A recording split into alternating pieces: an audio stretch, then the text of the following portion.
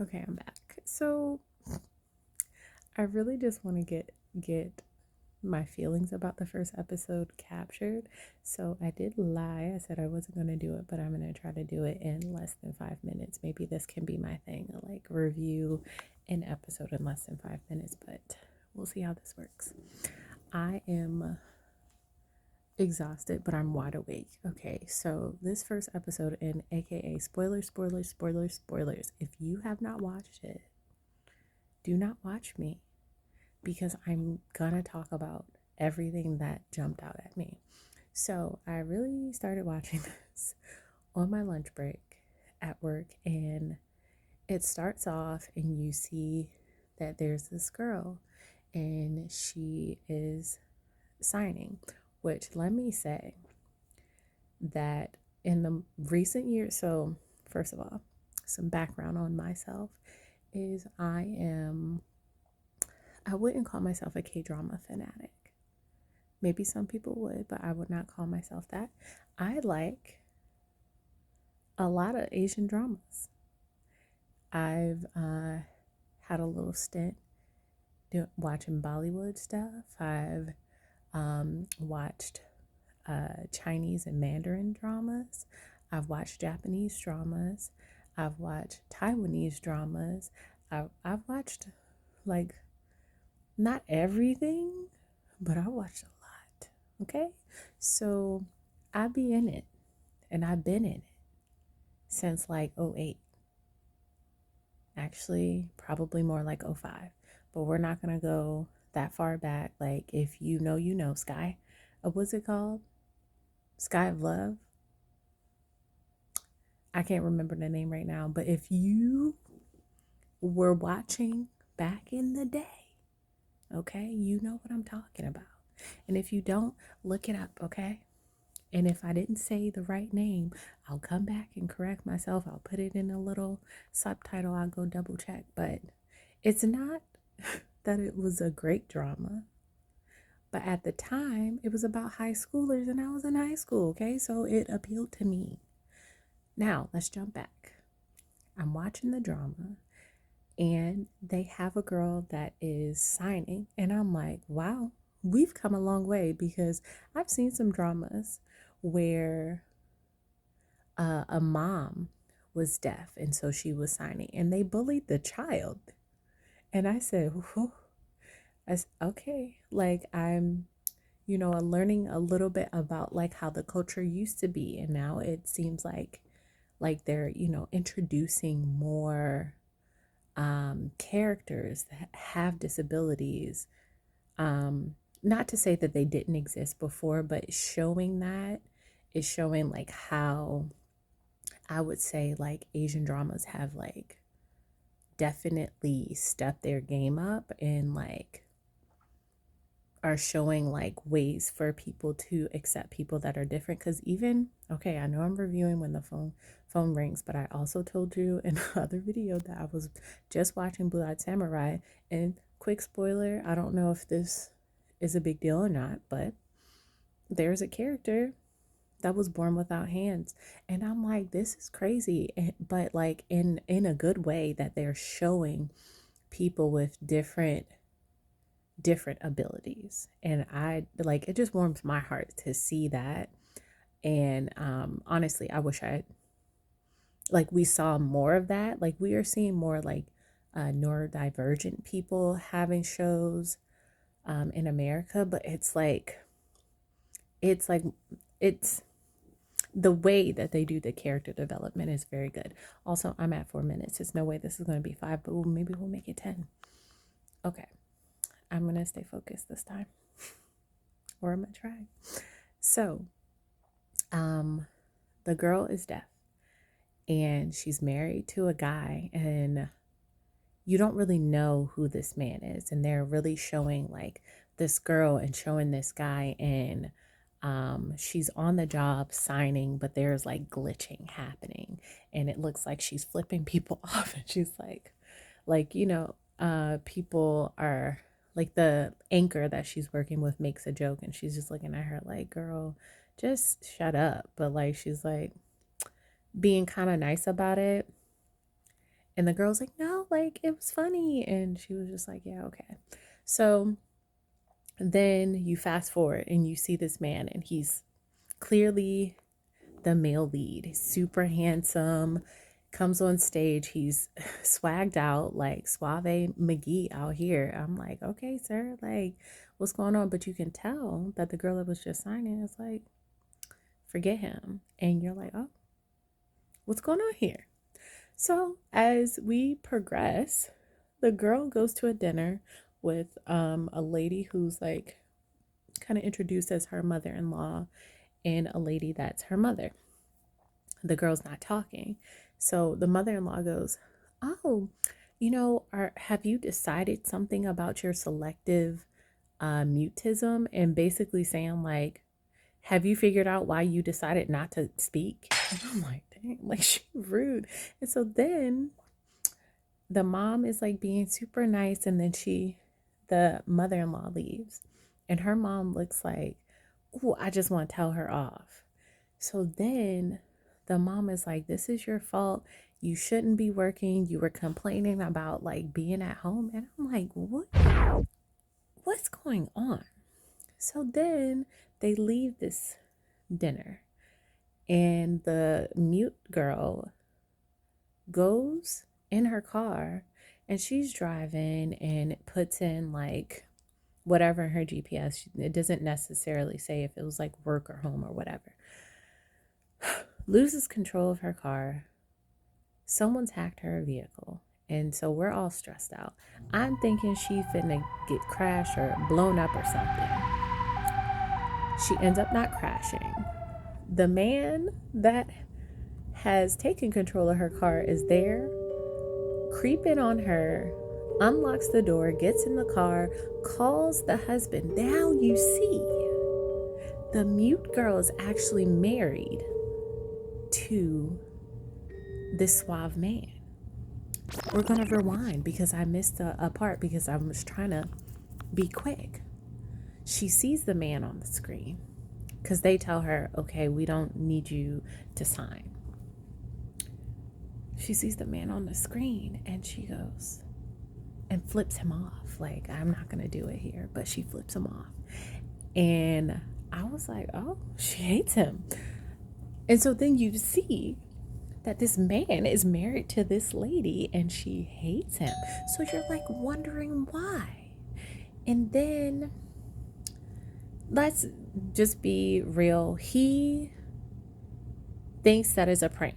But when his phone dies, he hangs up, calls his mom, say, have you seen my wife today? She's like, yes. Hangs up with her, calls his mother-in-law, says, hey, are you with my wife? And she's like, yeah, I'll send her home after dinner. The mom, okay, I'm gonna just spoil it. The mom lied. And this was stressing me out because I was like, am I just imagining that I just like make this girl look like this other girl? And I was confused for almost the entire rest of the episode until the end, where she did confirm. Okay, so I think because her hair was a little bit crazy, I was like, did her hair grow? But I think it was because I wasn't really paying attention to the hair until she moved her hair out of the way, and like the kidnapper had like cut her, but the cut looked like it wasn't that bad. Like it had been a couple days, but it was the same day after she got out the shower. Like she literally got kidnapped. This man believed his mother-in-law, and the kidnapper was calling on the phone, and he was like, kill her, whatever. Call me back when you have a dead body. So she's hearing all of this on speaker and is like, this man really don't care about me.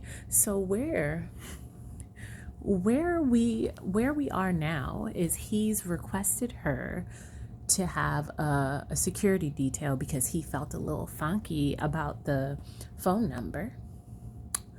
And so he's doing all this investigating because he's like a spokesman or something for like like this investigation team, or like the government sector of investigating in Korea. I don't really know how this works. They really didn't say a title, but like he does something with like speaking, being a spokesperson about like people being kidnapped and like what they're doing next. So like he's like a media something. I don't know. Don't ask me. They haven't said. I'm past 10 minutes. Okay, so next what happened is he gets her a security detail, tells the people to track the phone. They say you got to be on the phone for 10 minutes. So next time he calls, try to be on the phone for 10 minutes. So he gets home, sees his wife. He's like, what's with dinner? I thought you were eating at your mom's. So it's obvious the mom lied. So now I'm like, oh, is this a past thing and that's why she's mute, or this like literally happened? I'm still confused at this point. So I'm gonna relax. Okay. So then she just has an attitude and it's very obvious. And like he's like, he's like, you're okay.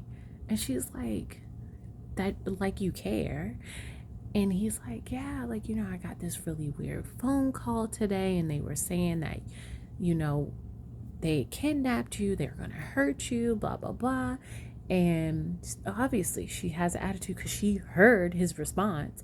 But he was like, yeah, you were with your mom. Like, he's trying to explain what's going on, but she's thinking like he don't care, which I'm with her because like, even if you didn't think I was there, why? Like, what if he had somebody? Like, you want that person to die? That's wild. So anyway, he gets on the phone, tries to get her like a security detail or starts setting that up, talking to a guy about tracking the phone, setting all that stuff up. So they cut the scene before this where she had an attitude and she was like, I'm tired of being kidnapped. She puts her foot on the gas, speeds up over a bump, spins the car out, and makes the kidnapper bump his head. So she gets out of the car. Now, they don't show her getting out the car. They just show her spinning out. And so in my mind, I thought she had an accident, but they cut to her being home in the shower and like treating her wounds, but they look like not that old. So I thought it was like a week had passed or something, but it's the same day. Okay. I'm spoiling it for y'all because I want y'all to understand I didn't know what fully happened until the end of the episode. So then he comes in, does all the questioning, blah, blah, blah, gets everything set up. And then he's like, hey, come here. And she's ignoring him. So he goes over, makes her stop what she's doing, and was like, hey, I want you to come to this thing. I need an interpreter. This ain't a couples event. Don't get it twisted. And it's like, you've done enough today, sir. So she's like, whatever. And like, she didn't respond. She just looks at him and he leaves and she finished washing the dishes. So they do the event. He's there looking at his watch, waiting for her. They walk up arm in arm, and then the ambassadors, whose birthday it is like, oh, like, you brought an interpreter for my wife. I thought this was your wife. And he's like, no, I don't bring her out because she's my weakness. And he's like, why? And he's like, well, it's not because she has a disability. It's because, like, if anything were to happen to her, I would be so upset. Like, I don't want something to happen to her because of what I do. So she gets upset because she's like, what are you talking about? Your weakness. You don't even like me like that. Like she's going off on him in sign language and knowing he don't know. And she's like, I'm literally hurting, like mentally and physically. And he doesn't understand anything. She's like, you're just inconsiderate. So she goes off to the bathroom, and then he gets a phone call from the guy. And the guy is like, hey, I'm finna get your wife. And you think something happens to her because she goes in the bathroom and she looked like like maybe she drank the wine too fast or something going on. But then they cut to the scene and homegirl then stole the kidnapper's phone and is trying to set herself free.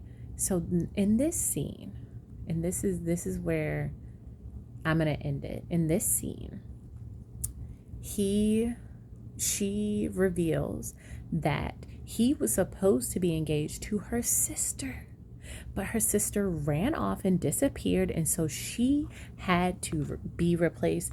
And he, on their wedding day, they showed this real fast, that he called her a hostage and that they're not really married, and if as long as she don't tell nobody, she ain't got to pay no money. And I said, this is why she hates him. They're telling her she can't do the job that she loves.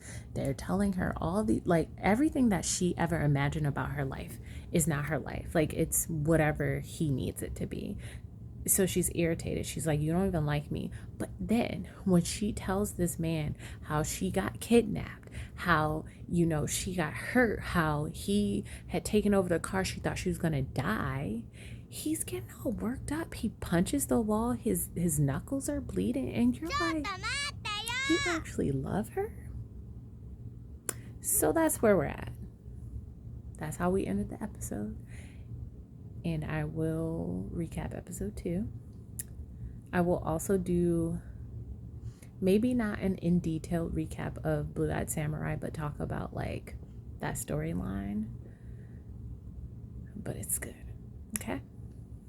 All right. I'm signing off.